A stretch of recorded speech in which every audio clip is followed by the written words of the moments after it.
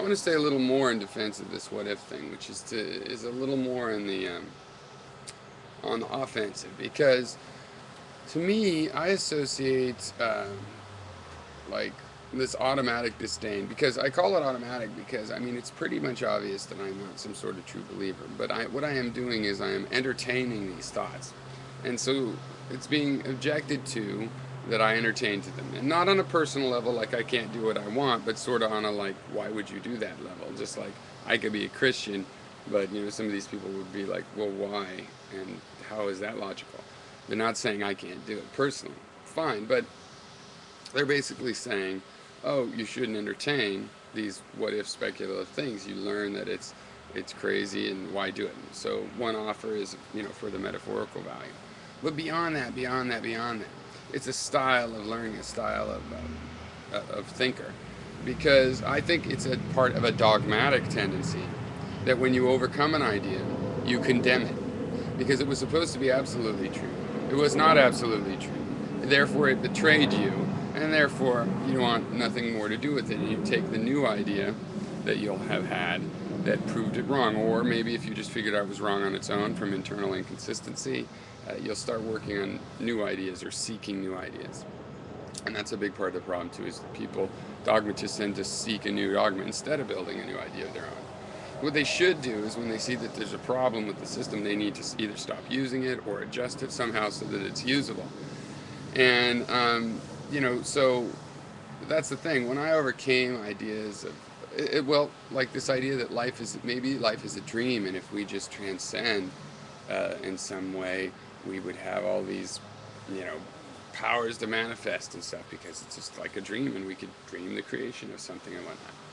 Well, I mean, that's a beautiful idea, and I still think about it, and you know, I've written stories with that kind of idea assumed, and they're interesting, I think, still, and I like them, and you know, it's interesting to think about, is what I'm saying.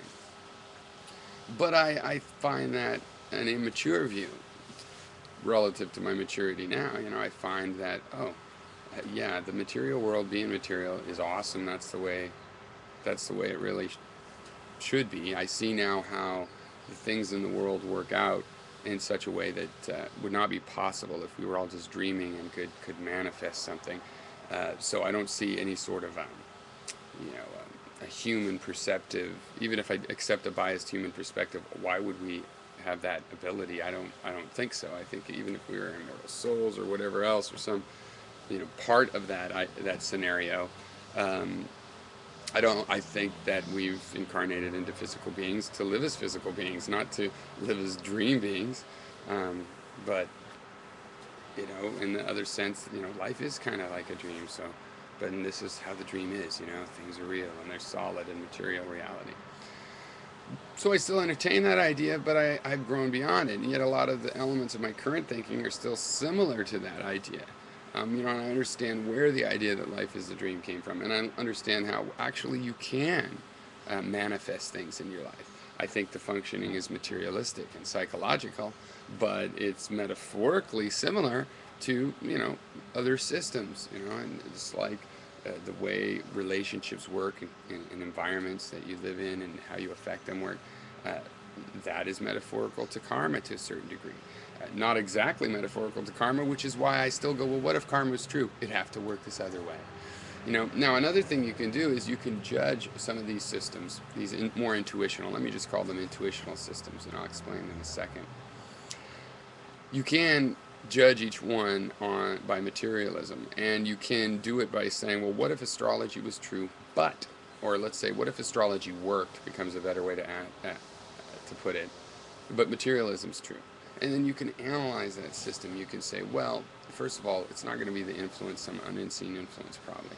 I mean, we have seen influences to be concerned with. You know, the sun and the moon actually influenced our evolution a lot from their light and their gravity. The gravity of the stars and even other planets, not so much. The You know, it's not so much of an influence to suspect. The light does come here, but that's not going to heat us or anything. But you know, it is in the sky, and it could be from seeing stars that we develop geometry. You know, and there's systems in galaxies where there's dust between them and the other stars, and you don't have starry nights. It'd just be black.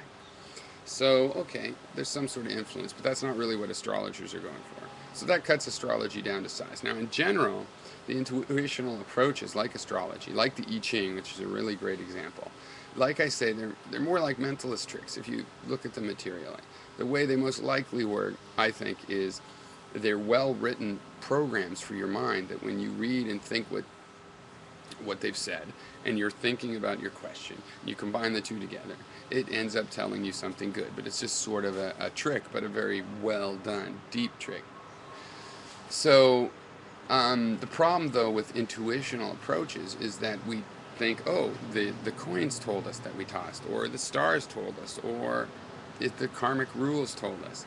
Well, the thing is, these intuitional systems are really, according to my materialist analysis of them, likely just ways to figure out what you already think. They're tricks in your mind, they're mirrors, things you can look at to see yourself. Okay?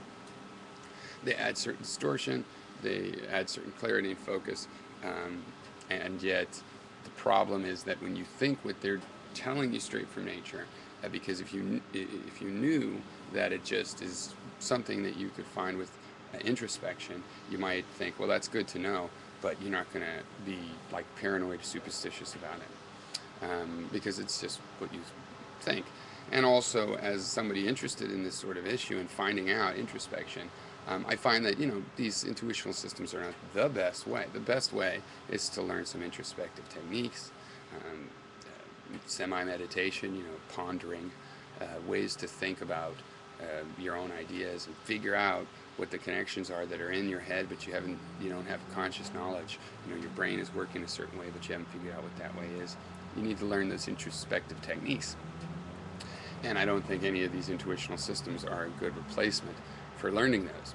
But I have learned them, and so I'm perfectly safe with all of these kinds of systems. And if they're fun and interesting, I'll think about them more. And I learn from them metaphorical connections and ideas about the way things might connect that then I find often do relate or can be applied to or are already in materialist, rational, and reasonable models of a material reality of some sort. So anyway, yeah, another 7 minutes. And don't.